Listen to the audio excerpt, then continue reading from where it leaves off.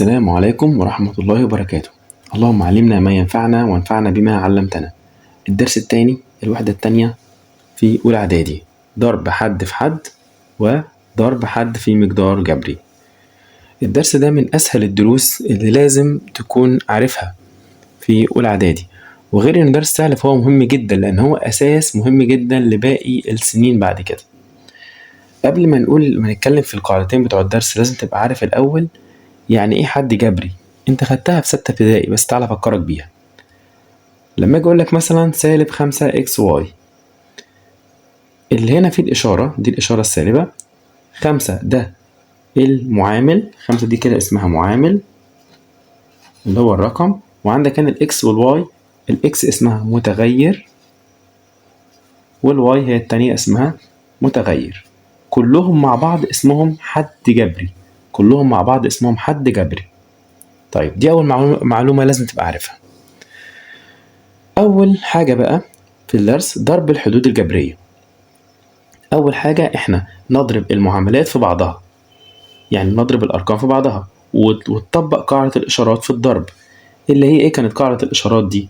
اللي هي كنا بنقول إن أنا لو عندي قاعدة الإشارات، لو سالب في سالب اللي هو بيساوي موجب، أو موجب في موجب بيساوي موجب، أو سالب في موجب بيساوي سالب، أو العكس. يعني لو إشارات متشابهة يبقى موجب، إشارات مختلفة سالب.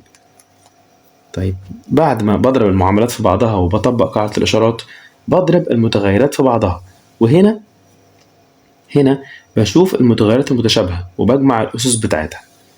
طيب تعال نطبق بمثال. مثلا جه قال لي سالب 5 a أس 3 في سالب 2 a أس 5. رقم واحد نضرب المعاملات ونطبق قاعدة الإشارات. طيب سالب في سالب بموجب، نكتب كده بيساوي سالب في سالب بموجب، والموجب مش بيتكتب. 5 في 2، 5 في 2 يساوي 10. طيب المتغيرات بقى a أس 3 في a أس 5. طيب دول متشابهين، هنا الأساس هنا هو الأساس هنا، يبقى نكتب ال a كده، وبعد كده أقول 3 زائد 5 يطلع 8، لأن أنا في عملية الضرب بجمع الأسس، في عملية ضرب المتغيرات بجمع الأسس، بس لازم تكون متغيرات متشابهة. طيب سؤال تاني، سالب 7 a أس 2 b أس 3 في a أس 4. نفس القصة بالظبط. خد بالك هنا المعامل هنا واحد ومش مكتوب. طيب هقول سالب في موجب بسالب. طيب 7 في 1 ب7. طيب a أس 2 في a أس 4، a أس 2 في a أس 4، هنا دول متشابهين، أساسات متشابهة، يبقى نكتب ال a كده، وهقول 2 زائد 4 يطلع 6. طيب b أس 3، هتبص هنا في b هنا؟ مفيش b، خلاص يبقى b أس 3 دي تنزل زي ما هي كده هنا، يبقى الناتج سالب 7 a أس 6 b أس 3. كل اللي فات ده كان فكرة ضرب حد في حد، ضرب حد جبري في حد جبري. الفكرة التانية ضرب حد جبري في مقدار جبري. يعني مثلا هو قال لك هنا A ده حد جبري، وB ناقص C دول على بعض كلهم بيعملوا مقدار جبري. طيب عشان انفذ عملية الضرب دي يبقى هضرب الحد في كل حدود المقدار، هضرب الحد الجبري في كل حدود المقدار، يعني هضرب ال A في ال B تبقى AB. بعد كده هنطبق الإشارات، ال A دي إشارتها موجب، وال B والإشارة دي سالب، يبقى موجب في سالب بسالب. بعد كده أقول A في C ب AC. طيب تعال نطبق كده على المسائل. هنا سؤال مهم جدا على ضرب حد في مقدار. جه قال لي 4AB في المقدار 3A ناقص 5B أس 2 زائد 3AB. أول حاجة هضرب ال4AB في الحد الأول، هقول كده 4 رقم في رقم، 4 في 3 ب12. طيب ال A في ال اللي زيها A في A، هنا أس 1 وهنا أس 1، طبعا أس 1 مش بيتكتب، يبقى يطلع A أس 2 لأن أنا في عملية الضرب أجمع الأسس. طب البي هضربها في ايه هنا؟ في اي بي هنا؟ مفيش، يبقى تنزل زي ما هي كده. طيب بعد كده الاشارات، موجب في سالب بسالب، 4 في 5 ب20. طيب بعد كده A في أي A هنا؟ مفيش، تنزل. طيب B هنا أس واحد، B أس واحد في B أس 2، دول أساسين متشابهين، يبقى هنزل B كده وهجمع الأسس. 1 زائد 2 يطلع 3. طيب بعد كده موجب في موجب بموجب، 4 في 3 ب12. طيب بعد كده A أس واحد في A أس واحد برضو، هنا يطلع كام؟ نزل أساس واحد اللي هو A، وواحد زائد واحد يطلع 2. طيب B أس واحد في B، نفس الكلام يطلع B أس 2. سؤال تاني على ضرب حد في مقدار، سؤال جميل جدا، في اختلاف بسيط. 2 على 3A مضروب في المقدار 9A ناقص 6B زائد 12. نفس الفكرة بالظبط، هضرب الاتنين على 3A اللي هو الحد لوحده في كل حدود المقدار، يعني هتضرب هنا مرة واوعى تنسى تضرب في الحد التاني، وبعد كده نضرب في الحد التالت. طيب هنقول كده 2 على 3 في 9، 2 على 3 في 9 دي ممكن تعملها بالآلة الحاسبة بتاعتك، هيطلع كام؟ 2 في 9 ب18، 18 على 3 فيها 6. طيب A في A بA أس 2. طب ليه A أس 2؟ هنا أس واحد وهنا أس واحد، هنزل ال الأول أهي وهجمع الأسس يطلع أس 2. طيب هنا موجب في سالب بسالب، بعد كده 2 على 3 في 6 هنضربها هيطلع 4. طيب A أس واحد في أي A هنا؟ مفيش، يبقى تنزل. طب استنى بقى، هنا بقى هتبص كده هتلاقي في B هنا، اوعى تمشي وتقول أنا خلصت، لأ الB التانية تنزل كده. يعني تاني الحتة دي ال A أس واحد مفيش أي A هنا، تنزل. طب والB ما تسيبهاش، خدها معاك نزلها تحت، يبقى يطلع 4AB. طيب موجب في موجب بموجب، طيب 2 على 3 في 12 يطلع كام؟ يطلع 8. 2 في 12 ب48، 48 على ال3 آسف هيطلع 2 في 12 ب24، 24 على 3 فيها ال8. طيب ال A في أي هنا؟ مفيش، يبقى تنزل زي ما هي كده وتخلص المسألة على كده. هنا مجموعة أسئلة مهمة على الدرس.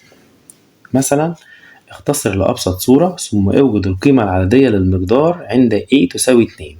طيب ايه هو بقى المقدار ده؟ 2A مضروب في المقدار 3A ناقص A زائد 3A مضروب في A زائد 2. طيب أول حاجة لازم أعملها هو إن أنا لازم أختصر المقدار الأول. خد بالك هو أنا طالب منك الاختصار الأول وبعد كده القيمة العددية، هنا عايز طلبين. طيب هنضرب الاتنين A في 3A، وبعد كده الاتنين A تضرب في الواحد، وبعد كده هنكمل التلاتة A تضرب في ال A والتلاتة A تضرب في الاتنين، كل ده على سطر واحد. هقول 2 في 3 ب6، A في A هنا أس واحد وهنا أس واحد، يبقى هنجمع الأس يبقى A أس 2. طيب موجب في سالب بسالب، 2 في واحد ب2. طب ال A مفيش A هنا، يبقى تنزل كده كده. أنا خلاص ده خلاص، حط الزائد. 3 هنا موجب وهنا موجب، يبقى 3 في واحد ب3. طيب A في A ب A أس 2. طيب الإشارة هنا موجب وهنا موجب، يعني موجب في موجب يبقى موجب. 3 في 2 ب6، والA مفيش أي هنا يبقى تنزل. لسه مخلصناش، لسه مش دي أبسط صورة. أبسط صورة إيه بقى؟ إن أنا لازم الحدود المتشابهة أجمعها مع بعضها، طبعا أجمعها وأطرحها على حسب الإشارات. طب أنا هعرفها إزاي؟ الحدود المتشابهة اللي هي الأس المتشابهة، يعني ال A أس 2 مع A أس 2، ال A أس 1 مع A أس 1، ال A أس 3 مع A أس 3. طب هنا أنا عندي أهو A أس 2 هنا و A أس 2 هنا. طيب هنا ده إشارته موجب وده إشارته موجب، يبقى إشارتين متشابهتين. وخدنا في الترم الأول إن لما تكون الإشارات متشابهة بجمع وبنزل الإشارة اللي عندي، يعني هقول 6 A أس 2 زائد 3 A أس 2 هيطلع 9 A، واوعى تقول أس 4، لأ أس 2 برضو. الأساس ده مش بيتغير. تاني اهو هقول 6 زائد 3 9، وتنزل A أس 2 عندك، ما تقولش A أس 4. طيب هنا ناقص 2A زائد 6A، دول إشاراتهم مختلفة. طب في الإشارات المختلفة بطرح وبنزل إشارة الكبير. طب مين الكبير هنا؟ 6A اهي موجب، يبقى نحط موجب كده. طيب 6 ناقص 2 يطلع 4، والإيه تنزل. يبقى الناتج النهائي أو الأبسط صورة اللي هو عايزها أهي 9A أس 2 زائد 4A. طب الخطوة التانية، الطلب التاني وعايز القيمة العددية عند A ب2. خلاص هقول له كده عند A تساوي 2. هنعمل ايه بقى؟ هشوف أبسط صورة دي وهشيل كل A وأحط مكانها 2. يعني هقول كده 9 في هنا A أس 2 تبقى 2 أس 2 زائد 4 في 2. طيب تعالى نكمل. هيبقى 9 في 2 أس 2 ب4 زائد 4 في 2 ب8. طيب تعالى نكمل. 9 في 4 ب36 زائد 8 دي هتنزل. طيب يطلع كام في النهاية؟ 36 زائد 8 يطلع 44، ويبقى هي دي القيمة النهائية اللي هو عايزها. سؤال أكمل عجبني وسط التمارين برضو عايز أقول لكم عليه. هنا عبارة عن حد في مقدار وكاتب الناتج، بس عايز النقط دي أحط مكانها إيه. طيب تعال نشوف. هنا قال لك إكس في كام؟ إكس في إيه يطلع 6 إكس. إكس في إيه يطلع 6 إكس. طيب لاحظ هنا كده، هنا 6 وهنا إكس. طيب خلاص، يبقى أنا ممكن أعمل إيه بقى؟ هقول لك أعملها إزاي. عشان أجيب الناتج ده اقسم ناتج خارج القسمة على المقسوم. يعني كأني هقول كده 6 إكس على الإكس يطلع فيها كام؟ يطلع فيها 6. يبقى هنا كده 6. طب عشان نتأكد إن إحنا صح اضرب كده إكس في 6 ب6 إكس. طيب هو هنا بعد كده في هنا عايز الناتج ده. طب الناتج ده ناتج مباشر، يعني ناتج كأني بحل مسألة عادية. أنا المفروض أضرب الإكس في 6 هنا يطلع 6 إكس، والمفروض بعد كده أضرب الإكس في 2 إكس يطلع الناتج هنا. خلاص هنضرب. هنا 1 ومش مكتوب، 1 في 2 ب2، وإكس في إكس بإكس أس 2.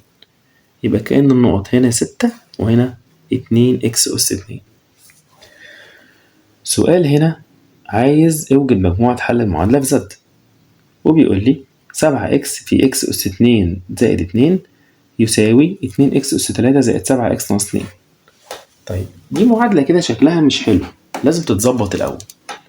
نظبطها إزاي؟ ده حد ومقدار وهنا حد ومقدار. خلاص هضرب الحد في المقدار، وبعد كده هضرب اللي هو الحد ده برضو في كل المقدار ده كده، ونكمل نشوف ممكن نعمل اللي بعد كده. 7 في 1 ب7. طبعا هنا موجب وهنا موجب ينزل موجب.